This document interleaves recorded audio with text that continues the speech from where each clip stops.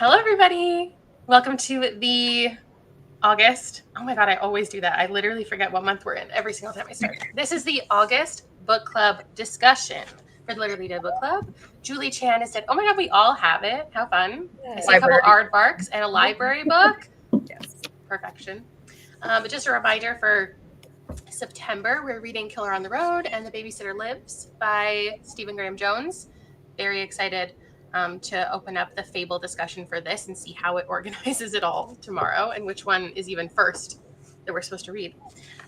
Today I'm here with some friends and they're going to introduce themselves. I would love to hear, your channel or your social media, pitch yourself a little bit. And I always ask any recent favorite mystery, thriller, horror books so people can get a gauge for your taste. But also I like to take recommendations if you have any. And then, we'll roll right into the synopsis that Madison so kindly is going to share with us. If you want to tell us in the comments with an emoji if you read it. I don't know why I chose eyeballs. I was going to choose a mouse, and then I thought that was a little much. Or a skull if you haven't read it yet and you're here for us to convince you. The first couple minutes will be spoiler free, so you can get a good gauge if maybe this book is for you or not. Cool. Me first? Yes, please. Okay. Hi, I'm Naomi, and my channel is Naomi's Library. Also on Instagram. Pitch myself. I've been reading a lot of horror recently and a lot of literary fiction. If you ever want Hispanic, Latino author book recommendations, go to my channel or my Instagram. And some favorite horror. I read Walk in Practice by Do-Ki Min, and I really loved it. It's a Korean translated work, and it follows a non-binary alien, and I loved it. I also just read that. It was so strange. I loved it. Another one I read recently too that's more fun, 13 Months Haunted by Jimmy Giuliano. That one was really fun. You read it, Madison? Okay. Yeah, I really liked it. It was me too. It was fun. Yeah. And that's me. Amazing. Thank you so much.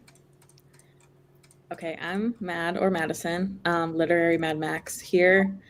Instagram, but mostly on TikTok is like my primary thing. I read horror and fantasy, and if there's romance in there, I'm about that too. And then the recent ones that I've enjoyed, The Possession of Elba Diaz is probably my favorite Isabel Cañas so far. I really liked it. It's more horror forward, I think, than her last two.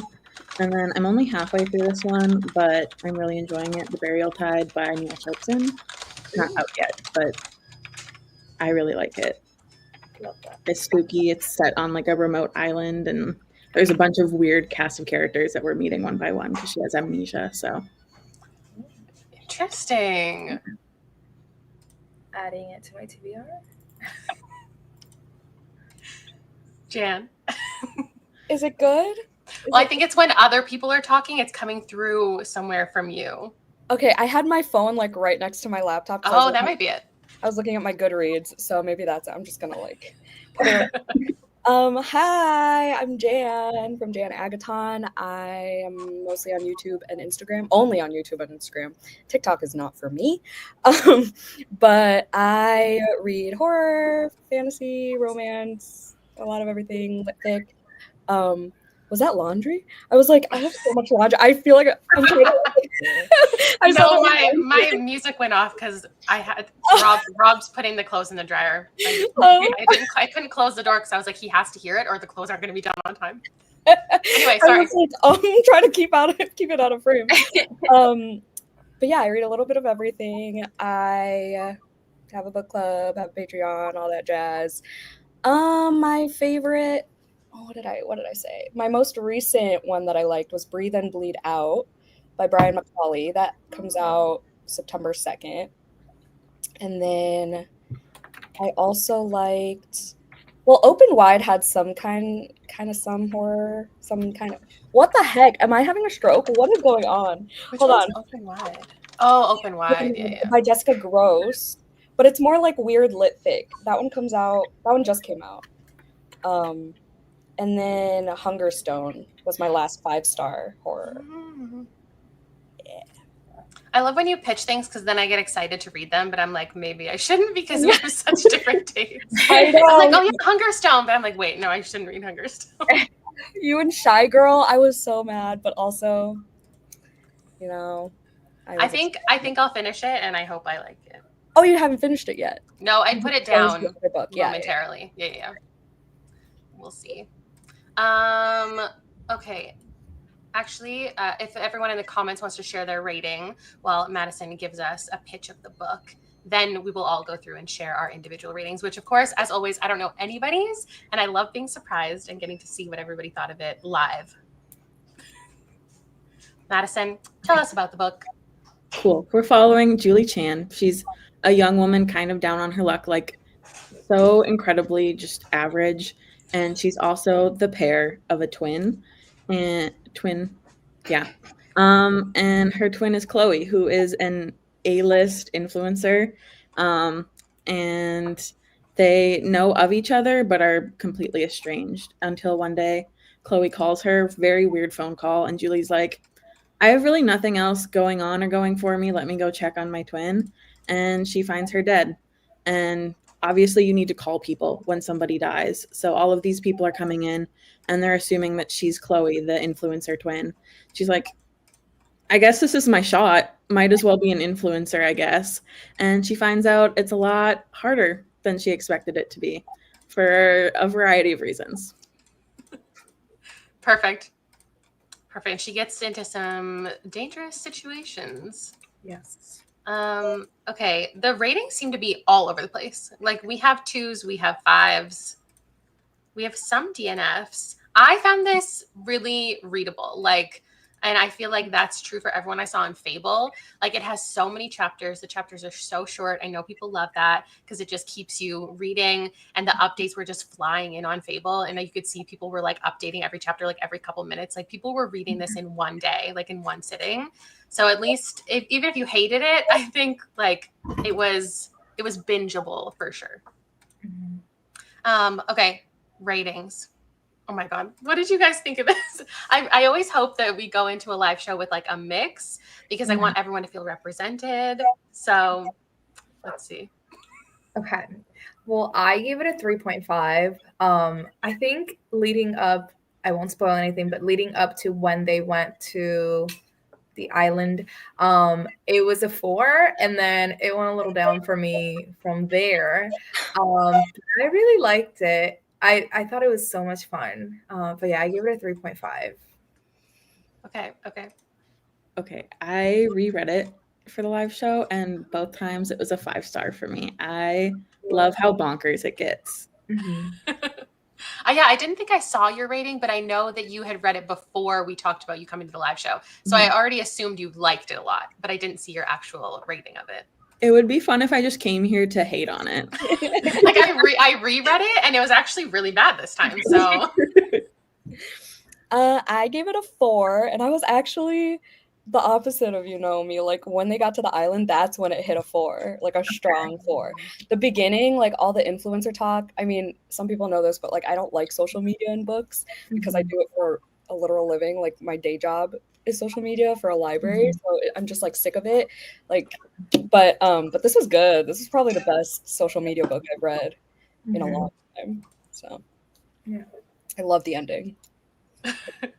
I give it a 5. Ooh. This is my first thriller book of 2025 that got a 5-star. Wow. And I definitely understand a range of ratings, but I do feel like I have this energy in me right now that like wants to fight people on their low rating. Because like I don't understand the low average rating on Goodreads. Like it's pretty low. Right now it's at a 3.4. And I don't think I understand hating this book. And so like I want people to tell me why, and then I want to tell you why you're wrong. That's the energy I'm bringing today. And I don't love being that, but I feel like I am today. I'm like, how could you not love this? Hell yeah. Anyway. So we're going to get fully into spoilers. Do I have a spoiler? Oh yeah, I do. Look at me go. we are going to talk about everything that actually happens in the book. So if you want to know everything and not read it, we will tell you. If you have read it and you want to discuss everything, let's get into it. I want to know, my first question is, did you like Julie as our main character? Did you find her relatable? Do you feel like the decisions that she made are the same decisions you would make, or just like in general? Not did you like her, but did you like following her? Because I feel like some reasons that people give for not liking her, I'm like, but that's the point. You're not supposed to like her. Yes. I feel like she was definitely unlikable, but I love hating on a main character in a book. I think that's like one of my favorite things when reading. I found her super impulsive, which is so relatable because so am I. And it made for like a really good main character, because if she wasn't like impulsive, we wouldn't have a plot. But oh, Jan's face right now. But yeah, I mean, she was just really impulsive, which was fun.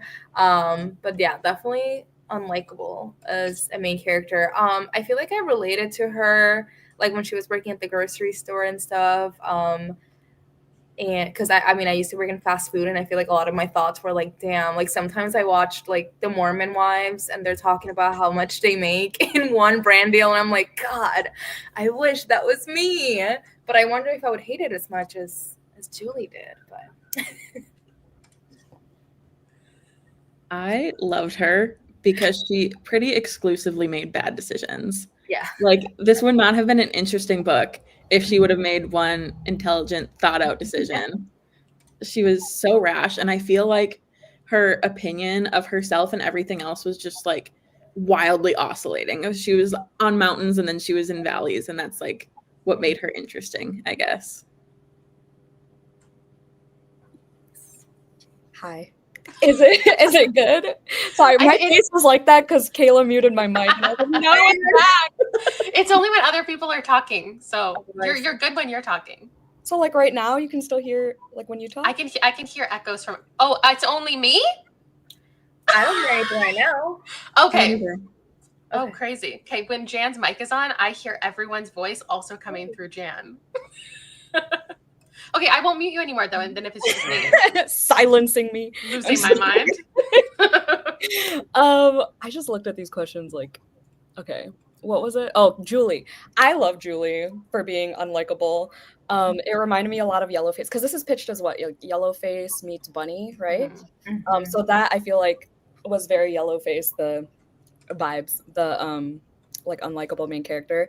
I don't know what I would have done, because like her life sucked. Her life sucked. That aunt was so mean and just so awful. So like, I mean, obviously I'm not a twin, so I don't know, but it's like what, 99% DNA. Like, I feel like she could have gotten away with it. If she was a little bit better at it, you know, like, I don't know. I don't know if I would have done what she did. I might have. I might have been desperate enough to do it. But I also have probably more of a conscience than her, and I would have felt more guilty than her. But she also got her karma, so I don't know. But I liked following her. I did. I liked an unlikable character. So. Yeah, I like a messy character, and I feel like when some people say that, they mean like they like a morally gray character who like has good and bad elements, or like you can see where they're coming from and you question them sometimes. I don't care about that at all. I just want mess. Like, you could be a terrible person and I love following you. I love following from a serial killer perspective. Like, I'm down. And the book wouldn't exist if she was intelligent, right? Like, if she made all the right decisions, like, we wouldn't have the plot we had. So it was ridiculous, and that's what's fun for me. I also I'm a huge fan of Finley Donovan, and Finley is the type of character where you read and you just want to shake her because she's doing the stupidest things, and that's also how I felt about Julie. So this is another 5 stars. So of course I was gonna love Julie. Did I find her relatable? I guess like partially as an influencer, like there were relatable moments. But Yeah, no, not so much. I didn't find her relatable in her choices. Like every single moment when she was like I was like, why would you answer your phone when your aunt's calling you and you're pretending to be your sister? Like, why would you confess to the murder over the phone? Like, you're an idiot. Why would you ask about the secret trip the girls are going on so loudly all the time? Like, are you going on the secret trip? Are you going on the secret trip? I was like, shut the fuck up. And then like when she was in the villa talking to I was like, in my mind, I was like, of course there's probably cameras around listening to you. Why are you like talking so loudly about like how much you don't like the girls on the trip? I So feel like I would have smashed my phone or something. Like if I would have committed harder than she did. I feel like. And I mean, she didn't get like her appearance done until she had the event. Like I would have done that I would have gone to the hair salon immediately. Like, what do you mean? But yeah, I did find her relatable though, with like the influencer and being Asian. sure. Jan literally messaged me. She was like, can I be your Asian representative in the live show? I was like, of course. I was like, I just don't want you to get shit comments, being like, how are you guys? Just talk about them. I was looking out for your well-being. Okay, what about side characters? I feel like we didn't get a good grasp of the side characters for a reason, because they were just supposed to be, this group of kind of faceless women who are all the same and who are just like in the influencer space, and anybody could be them, and they're just like they didn't earn it, but we did get like Isla and Bella Marie. I feel like they were the most recognizable characters, and then Victor, and then her aunt. So I want to know, who was your favorite, who intrigued you, and do you wish that we got from anybody more? I feel like sometimes with side characters, they're like really well written, and you wish that we also like got from their perspective or something. So I want to hear anything you have to say about that. Victor. Himbo. I've never heard that term before. Really? I love it. That's so funny. Yeah, I would say definitely her aunt. I feel like I would have liked more from her, and then her assistant. I was like, how did she not clock her? Like, she was just saying like, oh, just like, with my sister stuff, like I just don't remember like this party and like all these things, and like she was just so, I'm sure she was acting so different from Chloe. And I'm like, how did her assistant like not clock it like like right away? Like I just thought, because I'm sure they spent a lot of time together, but we see a lot from the assistant. But I feel like I wish we would have seen more, because she was like also so mean, and I low-key loved it. So like everyone's just so terrible. Yeah. You know how they're doing We Love You, Bunny, and it's like kind of a prequel for Bunny? Mm-hmm. I would take that for the Belladonnas. Oh, sure. Because like we're doing spoilers, right? Okay. Yeah. They were so down to eat a mouse. And I'm like, what else have they done? Where else? Oh, yeah. What else have they been doing the last 7 years that Chloe was with them? That would be interesting to know which one, like all of their sacrifices. Mm-hmm. And all that. Yeah. When you said a spinoff, I was thinking like sequel, and I was like, wait, but they're all dead. Yeah. Prequel. Right. Yeah. Ooh. Interesting. I would read that too. I feel like there is a book out there called Belladonna. Yeah.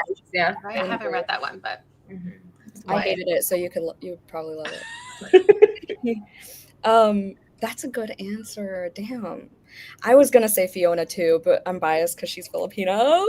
Oh yeah, I loved when she opened the door and she was expecting like a skinny white girl or whatever, and it was this like sassy Filipino girl. I was like, yeah. So I was just like imagining myself as her assistant, and like, yeah, like, why didn't she know? I don't know. So yeah, Fiona was just cool. I loved her. I think Isla was my favorite character, but that's like kind of how she was built up. She was like kind of on the side, and she was the one who was recognizing, all the commentary the book wanted to give. We kind of saw it through Isla. Mm-hmm. And so I liked her. Well, as I was reading, I agreed. I was like, I want to know more about Chloe, but I think that would have bogged down the action-packed nature if we got all of these flashbacks to Chloe's life. So mm-hmm. I kind of talked myself out of any critique that I have. I was like, no, actually, I don't care. I really liked Victor. Victor was like the comic relief. Like the whole thing was it was a dark comedy for sure. But Victor, there was one scene I was literally laughing out loud when he was like, "Oh, I closed my eyes and I can't see who's coming into the room," or whatever was happening in that one scene. That was hilarious. Oh, the mouse. Mouse is your favorite side character? Oh. Oh my god. The poor mice. Actually, well, maybe like some people don't like the book because of the mouse scene, but like, was it shocking? Yep. Mhm. Could the book have like put a mouse on the cover? Could it have mentioned mice like leading up to it, and then none of us would have been shocked? So at least it was a surprising moment.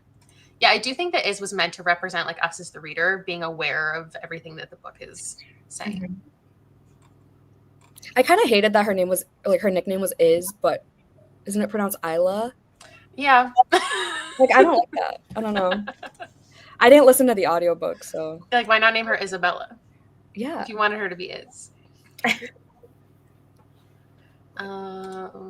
Mouse scene didn't get me, but the aftermath when she threw up. Yeah. Oh my god. I was gonna say the mouse is your favorite character. Which one? The one that she threw up, or Oh my god. The descriptions were so good though. So good. oh yeah, it was so disturbing. Actually, that's a good lead up into the next question, which is like, did this book meet your expectations? And especially, did you enjoy the blend of genres? Because I feel like if you went into this one just thinking it was a mystery thriller and then they were like sacrificing their bodies and they were eating mice, like maybe that was a little shocking. So I'm really personally glad I went into it with the right expectations, because people had pitched it to me perfectly and said it's a thriller, but it's also a horror and a dark comedy. And I think a lot of people who originally just went into it thinking it was a thriller, because like obviously you don't want to spoil everything, like the publishers or the author or early reviewers don't want to spoil the direction it goes in, but like you kind of have to for certain readers who maybe don't want to read the more extreme stuff. How did you guys feel about that?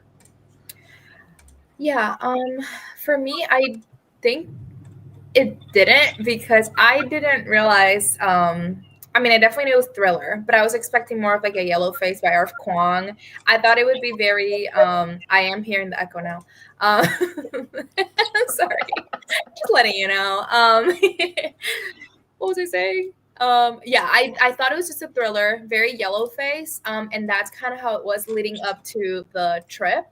And I was like, oh my god, we're going on like the Tarte trip that all the girls from YouTube. I was like, oh my god, I love this. But I didn't know it would get like culty-ish, and I think that's when I was like, oh, this is not what I was expecting. I did like it though, but definitely like I guess blew my expectations out of the water. That mouse scene, oh my god. I was like, this is my most favorite and least favorite scene at the same time. And I don't know how she's doing this right now. And what else? I think that the ending, I loved the ending with Victor, but anyway, we'll get there later. But I think this book was exactly what I was expecting, and that's only because the only reason I picked it up because Monica Kim was like promoting it and had blurbed it. And I feel like it goes really well with the eyes are the best part, just in like the internal monologue and unhingedness of it. So. Hi. Sorry. I don't know what's going on. Should I just leave? No, you're fine. When you're talking, it's fine. You're good. Just roll with it. I was expecting just a mystery thriller. All I knew about this was that there's social media and it was pitched as Yellowface meets Bunny, and that Gabby loved it. I didn't even pick it from Aardvark until I was going to be on the live show. So I was just expecting a thriller, and then went beyond my expectations with all the horror elements at the end. Loved it. Same thing, Naomi. That was going to be my answer for like favorite and least favorite. The mouse scene, because my biggest phobia are mice and rats, so that was horrid. And I read it and I like vlogged my reaction, and then I read it again to Joey, and even he thought it was disgusting. and he reads like extreme horror and stuff, so like she did good. I did like the blend of genres. I keep forgetting to circle back to the okay, I guess let's jump into favorite scene then, because we're already talking about favorite scenes. Okay, wait. My favorite scene. Where is it? Okay. Any scene with Victor, because like I liked learning that he was being as easily manipulated as the girls, and that it wasn't just like the influencer stuff.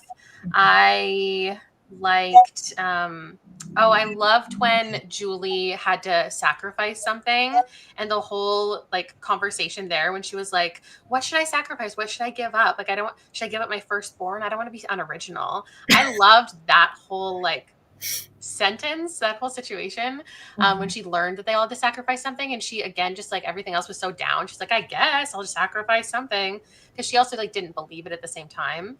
And then the scene where she was getting rid of her sister's ashes. Actually, I want to pull up a quote from that one, page 113. She said, some of Chloe's dust gets blown into my mouth and nose. It's like she's trying to crawl into me, take back her life, infect me cell by cell, spreading down my throat into my lungs. I loved that. And I loved that she like got a sponsor for that video. And it just like, that was the first moment, I think a third of the way in, that I was like, this is so fucking unhinged. Like the commentary is really going crazy, because like getting a sponsor for a video where you're burying your sister is incredible. Like, what world are we living in? So those are my favorites. Yeah, I think simultaneously favorite and least favorite was the mouse scene, and also when Julie finds the journals from Chloe. Oh, I just love an epistolary like format, and like reading a journal and just getting more info, like the info dump. I actually really like that, and just seeing her life and getting to know her more. Yeah, I really like that when she found the journals. And I guess when she goes visit, when she goes to see Chloe's parents that are also awful people. Yeah, that was like a heavy scene, because I like, it's funny how I anticipated so much of what was going on, but still in every single moment where it revealed something, I was like, oh my God, like it was like the dread building up to her, like finding the parents and seeing what was actually happening with them. I also really like the journal scene because we got the background that I kind of wanted, but it wasn't constantly jumping back and forth, and it made sense to do it all at once. I think my other favorite scene, though, is like right at the end where she's getting all of this stuff and like the followers and whatever. And she's like, I sacrificed enough to the god. I killed all my friends. I deserve this. Like kind of that mentality. And I was like, you're actually insane, and I love it. I'm so curious what the rest of her career is going to be like. Okay. I liked the commentary, all the commentary scenes when Iz was going off. Love that. But at the same time, like I hated all the social commentary on social media, because like, you know, when you like start off or whatever, you like focus on the numbers a lot and whatever, and then you have to like really train your brain to stop doing that. And it took me years to do that. And then like reading about her, that one girl at the party talking about her engagement going down, and like, oh my God, my career. And like I get it for influencers who do it full time, Kayla. But I get it if it's like, you know, your sole income and stuff, like, but it was just kind of triggering to read all that. I trained my brain so like intentionally to stop looking at numbers like that. But we're talking about favorite scenes. What else? All the sacrifice stuff. That was cool. But yeah, the mouse scene just really got to me. I don't know what else to say.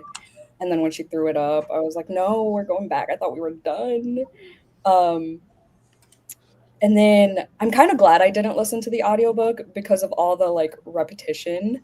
Like maybe it could have been like good effects done, like with echoing and stuff. I feel like that, I don't know how the audiobook sounds, but I feel like that would have annoyed me. So I'm glad I read it with my eyeballs. Yeah, I like the moments where they were like sitting around like chanting, right? They say like blah blah blah blah. Especially when they were like, I love you, blah blah, I love you, blah. And then when one of them goes, I love you, Julie. I was like, oh my God, they know it's Julie. Yeah, I wonder. That makes me wonder what the audiobook sounds like with that. But And then when she like smashed the skull of what's her face, Bella, Oh yeah, Bella Marie. Bella Marie, yeah, that was cool. Love a good axe murderer moment. Yeah. I can't think of any others. Do you guys have any least favorite scenes? Let's see. I think like the aunt stuff was stressing me out. Like that's the only thing that I didn't love is every time she got on the phone with her aunt because I was like, oh my God, she's going to be found out and she's going to ruin her life. And it was like stressing me out. But I really think that that storyline was a necessary part of the book because for one, it adds like another antagonist. Like you don't really know like who to focus on. Like there's multiple villains, but also it kept giving Julie like a fallback and an excuse of why she was doing what she was doing. Like she wouldn't fully admit she was like super invested in the influencer culture. She had a little bit of a like, oh, well, I have to do it because I have to give her the money. It's not just because I love the attention. Like I have to please my aunt. So I ended up liking it, but every single time she got on the phone with her aunt or her cousin, it was stressing me the fuck out.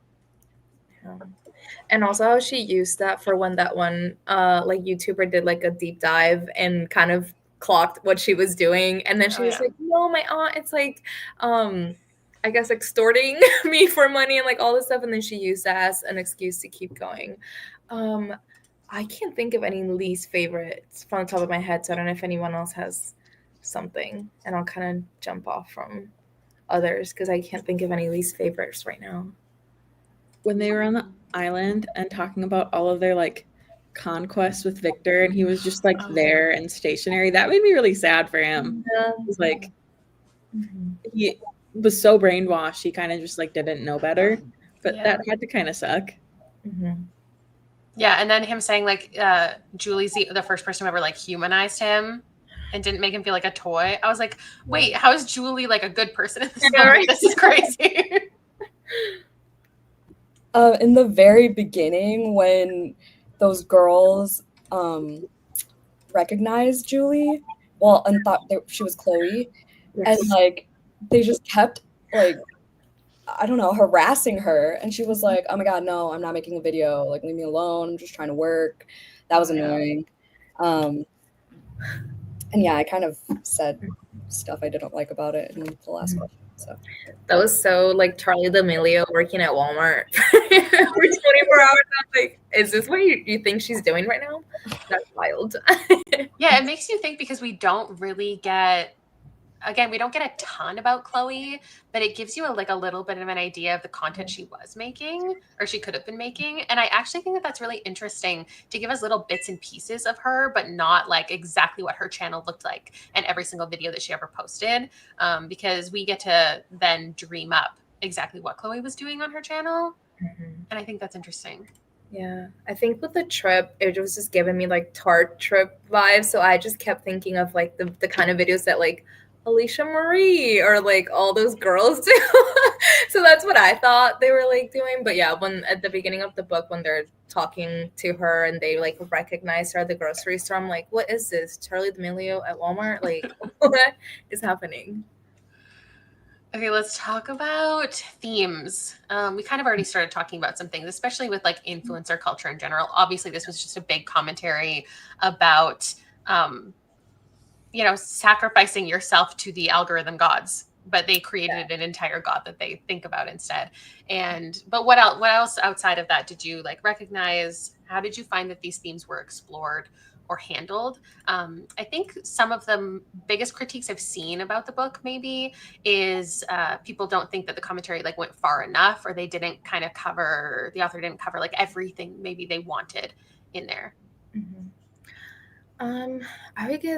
I would say like performance like versus like being authentic like on social media, and especially when they go into Chloe and her parents adopting her because they fucked something up like with some like business thing that they had with somewhere in Asia, and that's why they like adopted her as very performative, obviously. So I would have liked to know more about that and like what is it that like fully happened there and all of that. But yeah, they talked a lot about like performance versus like authenticity like throughout the book, and I really enjoyed that. I wish they would have talked about it more. Yeah. Oh, it's my turn, I guess. What other themes there were? This is like a really small part of it, but when Chloe gave her the house and then just dipped, it was very like extreme makeover home edition where they give them like the super nice house and then they can't afford to upkeep it or pay the taxes on it. That's kind of what it reminded me of. There was so many like specific social media instances that I was thinking of while reading this book. Like, oh, she's taking it from this specific, I guess, controversy. Yeah, just like the disconnect from wealth is something that definitely noticeable. Like you see that extreme home makeover is such a good example because it's like the people who are doing it aren't thinking about the aftermath. They're only thinking about like their own perspective. And it's like, we're going to make money from this. These people should be happy. We're giving them everything, right? It's like when you donate something or you give something to someone less fortunate and you're like, how are you not the most grateful? Like, how do you, this is not changing your life. And you're like, well, this actually affects my life in a different way than you would think because you're only thinking of it from your perspective. Just like the complete cognitive dissonance is really noticeable. Okay, I'm nervous to open up this can of worms. Okay, I'm scared, but like I'm gonna talk about it anyway. The whole like talking about social media being inherently unequal. On page 200, when Iz was talking about that, and like, and not just about the algorithm, but also like she said, who can afford a phone, who has stable access to stable internet, who has time to scroll when they're working double shifts to feed their family, things like that. But like on a smaller scale, I've seen it with like sponsorships, you know, not paying as much to my BIPOC friends versus my white friends, and like publishers not sending, like there's a bunch of stuff, right? And like I've seen it with like, you know, with if a white person and a BIPOC person posted the same exact video and the BIPOC person happened to have like an accent or whatever, like people would click on the white person just because it's like easier for them to understand or whatever. So like it just broke my heart to read about those themes, but I'm glad it was in here and it was well handled, I think. And I'm glad as a BIPOC author, as an Asian author, he included all of that. Yeah, I agree with you there. And also like the whole thing with especially for me right now, like all of the publishing and stuff like reaching out to me now because Hispanic Heritage Month is coming up. So it always happens that I get a bunch of emails around this time. So I feel you, Jan. No, I'm glad you brought that up too. Crazy. Yeah. And there's a whole like conspiracy. What? I said, I'll take the money, but I mean, there's that whole thing with like, you know, the algorithm is racist. And like, yeah, there could be some truth in that. But like factually, you can see it in a lot of ways. So it just sucks. But or like how Tracy Dion didn't get ARCs for Oathbound, even though it was like a huge release. Or a table at Barnes and Noble. Yeah. Ugh. I had to go looking for it at Barnes and Noble. And they probably had like 5 copies. I think it was 2. Oh my God. But yeah, I do like how the author very intentionally like didn't cover every type of influencer experience, right? She was just giving us like a commentary on the people who are the most successful and the people who don't recognize that anyone else wouldn't struggle in the same way. And so those conversations coming up, especially from Iz's perspective, I think were really valuable to the book and added like if that wasn't there, I think people would have disliked this even more for sure because like I think the commentary would have been a little more nuanced and I don't think it needed that. It needed someone to be like, this is a problem. And I'm in a room of 5 white blonde women who like don't recognize their privilege at all. Like that is exactly the conversation that needed to be had in the moment, because even though that doesn't represent every single influencer, this was the representation the book was giving. It was like the most ridiculous people, the most unaware people, the most wealthy. And so I think the commentary, the themes of morals and how easy it is to contradict your own morals when you get a little slice of fame or a little slice of wealth was perfect. because it reminded me of reading Bunny when we're from Samantha's perspective, and she's very much critiquing the bunnies, and she's like, I don't want to be a part of that. And as soon as she gets invited in, she's like, oh wait, this is what it's like to be a bunny. Of course I want to be a bunny. Like, I want to be included. I want to have all of this stuff.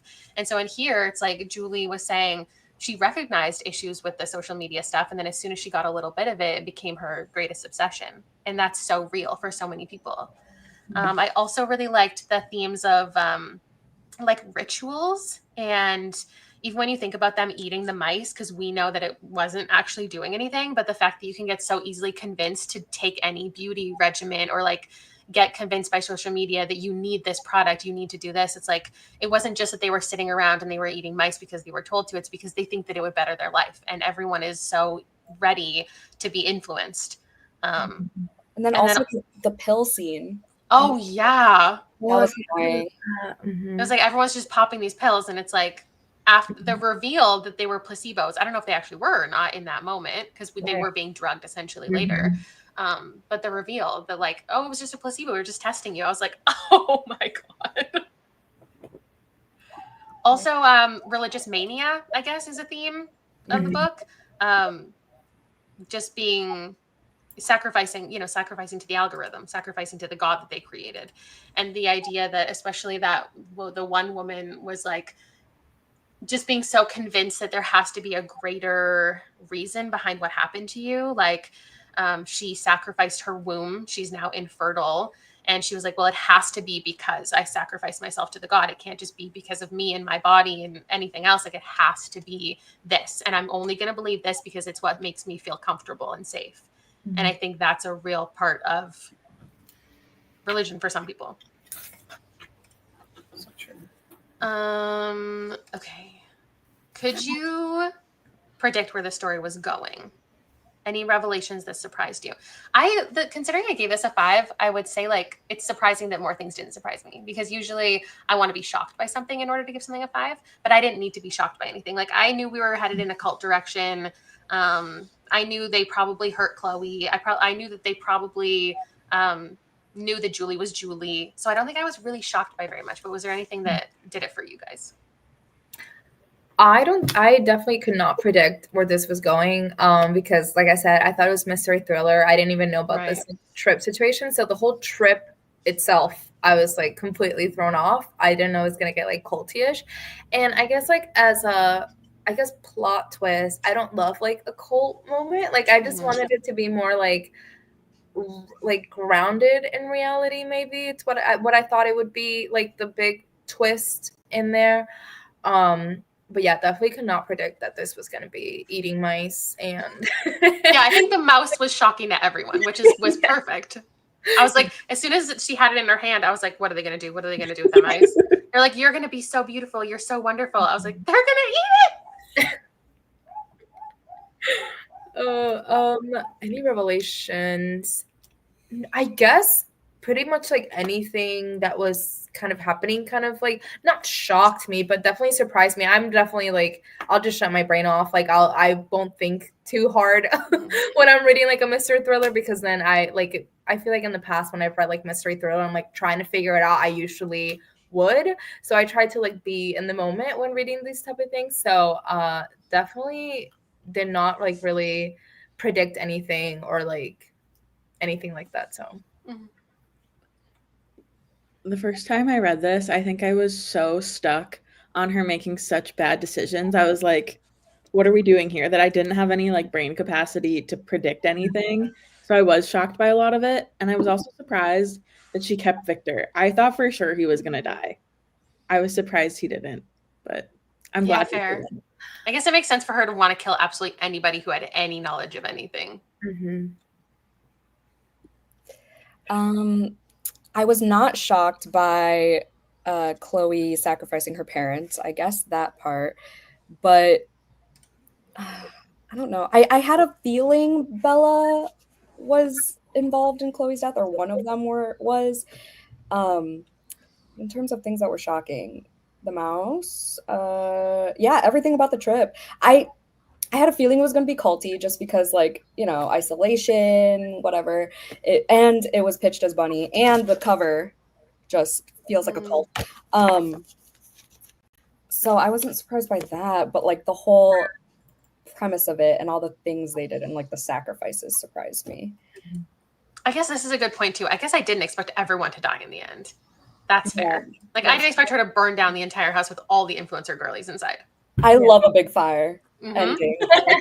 So that was You great. can just picture it so cinematically too. Like this should be a movie. Like slow-mo. Yeah. Just walking away from a burning building. Yeah. How strong were those sleepy bears? God damn. Right? Like, That's what I was thinking too. I was like, aren't these vitamins? Yeah.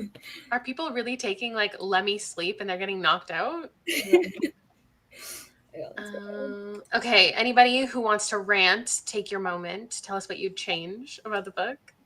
I wouldn't change anything. And it's funny because I went into it, worried because I heard it was culty. And I historically don't love a cult book. But when I say that, I mean something so specific. And that's when you start out the book and none of the characters know they're in a cult. And they slowly uncover that like the enigmatic man is actually a bad person. Like I hate that storyline. I think it's just so easy. And then I also don't like a stolen identity story, but I do love a mistaken identity story. And it's like so specific how those two are different to me. She like takes an opportunity because it just lands in her lap and then she gets all consumed. But I don't like a story when it's like malicious intent, when someone is like, there's somebody else who's still alive and I become obsessed with them and I want to steal their life and their family and I'm going to like stalk them. I don't like that. So I just want to put that out there because I know some people were like, Kayla's going to hate this book because it's culty and it's stolen identity. But there's a couple things that are okay with me in those universes. So I wanted to put it out there so you know. I don't know if I would change plot-wise. I don't think I would like change anything, even though I didn't love the culty like aspect of it. I don't think I would change that either. I feel like maybe if it had been longer, I mean, maybe like 50 pages more or something, and just like going into depth in like a couple of the things that we've talked about. But I don't think like plot-wise I would change anything. Love this. Have the god actually be like a monstrous creature at the end? That would have thrown me off for sure. I don't think I'd change anything either. I love an unlikable female main character that just takes what she thinks she deserves. That's one of my favorite storylines. So I really like this. I don't know. I could have been okay with less of like, I think I saw someone say the same thing, the influencer lifestyle stuff, because I feel like most of us are pretty familiar with it. Like you didn't need to like hammer it down, double down on it, but I think also it was beneficial because like you're supposed to be angry and annoyed.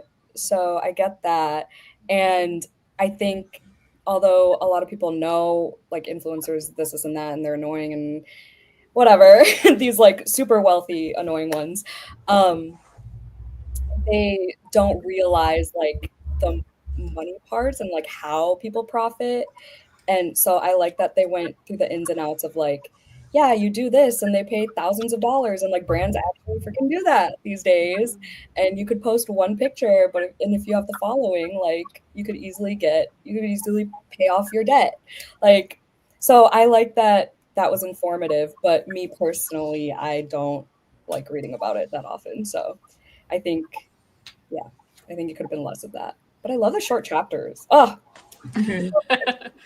Yeah, so readable. I guess as far as things I would change, again, it's like I wouldn't actually change it because I recognize this author was giving a very limited scope of the influencer experience. I don't think that Liann Zhang actually thinks that is every single influencer experience, that people are so ready to take any brand deal and to sacrifice their morals. Like, I don't think that's what the book was trying to say. But if it gave a larger scope of what the influencer life looked like, it wouldn't be as interesting, or the commentary wouldn't be as obvious. But like, there was a part of me that was like, I would have liked to hear from all of the belladonnas and like what their behind the scenes actually looked like. like as far as how much time they're spending editing and researching for things and like actually planning brand deals and like all of that. Like there is a lot of time that goes into it. It's a very easy job, and I think any of us who make money on social media are very fortunate that that's the experience that we get to have. And I just loved when they were talking about it and they were like, try being an influencer. It's so hard. We have to go on vacation. We have to take all these pictures. I was like, yes. Just give that little bit of a scope of the influencer life and those girls who are like that, because it's crazy that there are people out there who are saying that and who are acting like that. They're like, my life as an influencer is so hard because I have to go to restaurants and I have to review their food. Like, yeah, that's crazy. That's so funny. I saw you post that on your stories, and then I was like, but that was like, not that obviously I have a smaller following. Like, I'm not fucking going on vacations and getting paid. But like, I thought that was a little bit relatable. Like, it is hard. Like, people don't get it. That like, it does take a lot more time than anybody would assume. Yes. And like, comments are hard to like get over if, you know, you're a sensitive baby cancer. So like shit like that. So I get that part, but like obviously, yeah, on a smaller scale and more narrowed vision, not the big ones. I think it's the fact that so many people, I think when you are making so much money, like I'm thinking of the people who are making like millions of dollars, they do look at life from this perspective that's like, I can't stop working. But it's because they're used to making so much money that they're like, well, I can't spend 5 minutes relaxing on vacation because I could be making $100,000 right now. You know what I mean? So it's like that it's very unrelatable to me. But I think it was an interesting thing to include in the book that like there is people who are like so time focused. It's like how a lawyer makes money every like 15 minutes. They have to think of their life every 15 minutes. It's like that's how influencers has become. But like you are actually in charge of how much money you make. You know, it's like you don't actually have to post 3 times a week if you don't want to. That you're in control of that. You know? Yeah. I'm you know, I'm like very on the productivity, like workaholic. So again, on a smaller scale, that part was so kind of relatable where I was like, yeah, I do have to be working all the time. Like, what is self-care? No, but I'm getting better at it. But a couple years ago, I was 24/7, just like, so. Yeah, that's like hard to create boundaries too, especially when like you aren't making a ton of money and like it's like when people say like, I know I was talking to another YouTuber the other month about it, how they were like saying they were stressed out about something and they put that out to their audience and everyone was like, take a break. And they were like, but actually I can't because this is actually the only way I make money. So if I don't post a video this week, I don't get groceries. Like it's nice for you to think that I just post for fun, but like this is actually my job. So I do have to do it in some sense. I think the part where I tend to roll my eyes when that kind of stuff happens is where it is literally like an Instagram picture and that's it. And they're making like $10,000 off of it. And then they turn around immediately and you're like, this is so hard. Yeah. It's not. Like, Jan, you work all the time and you work a full-time job still. So yeah, that's so different. You do work really hard. Thank you. Yeah, it's like once you hit a certain amount of wealth and status in the influencer world, I think so many people's view just gets so skewed. And they're like, it's so hard. I have to post 5 stories today. And you're like, people are working in a hospital, saving lives for 12 hours. You know, let's not conflate that situation. Yeah, it's the publicity of it, like complaining on the internet about it. Right. If you do, like, you know, get a journal. Yeah. Some influencers really need to we need to hear less about everyone's ideas and thoughts. I don't need to know everything you're thinking every second of the day. And I think social media has made that crazy. Yeah. We need to know less about each other. Yeah, it drives me nuts when I see like I was watching that Disney documentary with like JoJo Siwa or whatever the hell her name is, where she like posts, sorry, not to hate on anyone who loves her. I didn't even know who she was, but she like would post like 200 stories on Snapchat a day, and then she would vlog like waking up in the morning, doing like brushing her teeth, like everything, like getting ready, and like people would just her views were crazy on Snapchat. And I was just like, why? Why do people see all this? Yeah, like the obsession with influencer culture is not something that's relatable to me, but I do understand it is for most people. Like, it's a bit like reality TV. I know that people get like really invested in people, and I just think it's interesting. It's interesting to watch how people get so enamored. Will you read from this author again? I feel like we all would. Yes. Yes. This is her debut, right? Yeah, I think this is an impressive debut. I would recommend it pretty broadly with some like trigger warnings. And I'm gonna try really hard to never just pitch this as a thriller. You know, I have to include the dark comedy, the horror. But then it's hard to pitch it because if you say it's horror, people are gonna be like, I waited so long for the horror. It's so hard. Yeah. And like the cover doesn't say horror at all. Because I think it wants to be a surprise. I feel like the paperback should be hot pink. That'd be cute. Ooh, I like that.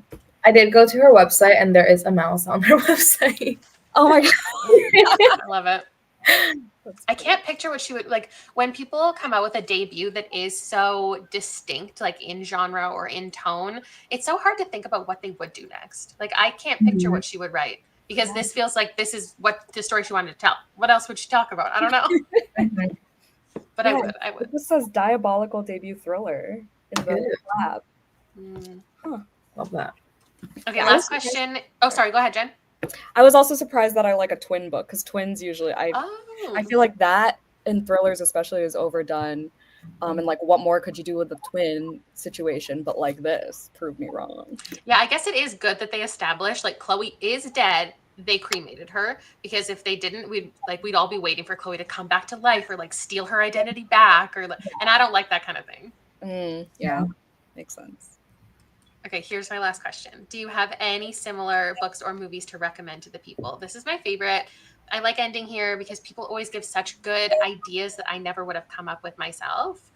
I have a stack, but I feel like other people might mention them. So you guys go ahead first if you have anything. Okay. I feel like this is so different from anything that I've like read before. So of course we mentioned that a couple times. Yellowface by R.F. Kuang. That's kind of a given. Yeah, there you go. And I would say another TV show that it reminded me of, mainly like the second half of the book, not the influencer part at all. It's Yellow Jackets. It's very culty. They eat weird stuff. I'll leave it there. But Yellow Jackets is one of my favorite shows too. So I did see someone say The Menu, and I love that movie. I've never seen that. I've thought about watching it. When you were talking about it turning into a movie, I was like, oh, like The Menu. Yes. Oh, interesting. Yeah. It's good. You should watch it. But as far as books, I guess kind of just like the tone of The Eyes Are the Best Part and some of the themes maybe, or Feeders by Matt Serafini for like the social media aspect of it. It wasn't like a great book, but just comparing it and like how crazy social media can get. Okay.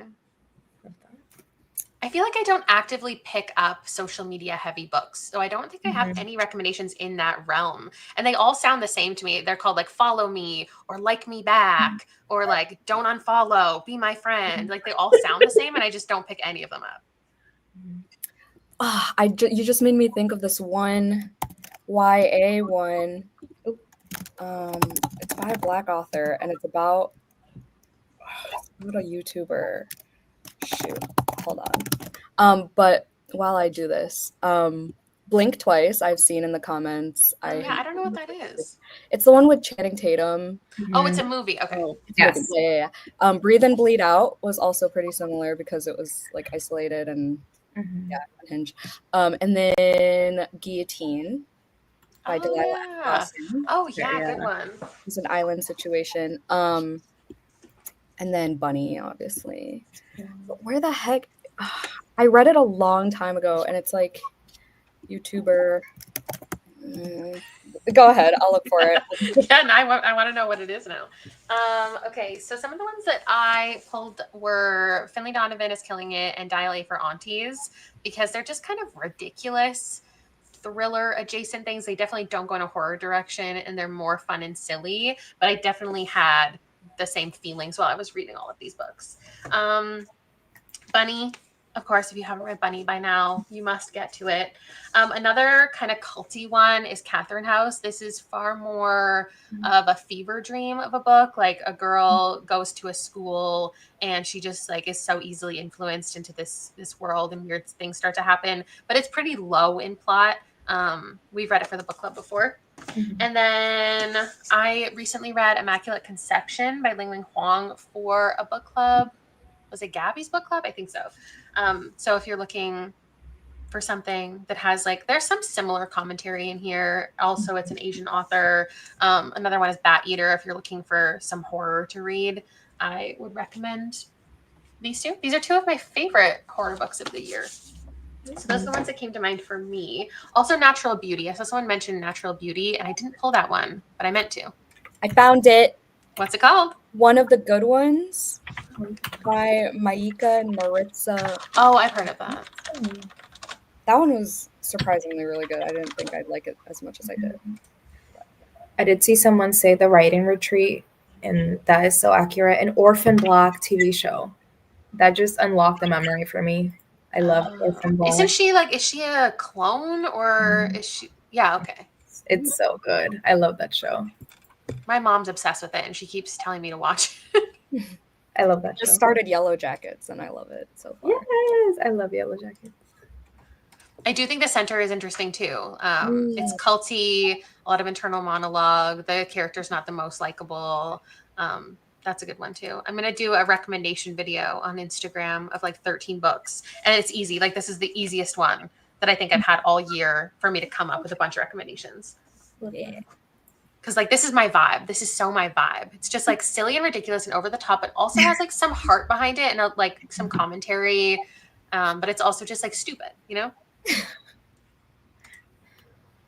Okay. Oh. Sacrificing. That's a good movie. That's a comparison. I feel like that comes up a lot in the book club because I end up reading things that are kind of similar to Ready or Not, and everyone's like, you have to watch Ready or Not. And then I finally did, but I don't remember very much of it. So I don't know what was happening with me. Maybe I need to do a rewatch. Okay, that is it. Thank you so much for hanging out with me and my friends and talking about this. Again, this coming month, we're reading This Bind Up by Stephen Graham Jones. And then I haven't announced the October pick yet because I haven't decided it. I actually have no idea what we're going to read. But because of what we're in right now, like this like kind of horror realm, and November is also going to be horror, I want to pick like a proper mystery for October. So, and I want it to be a backlist, so I'm thinking, I'm brewing up some ideas, and I will post in a couple weeks of what it's going to be. Thank you everybody for hanging out, and we will see you next time. Bye. Bye.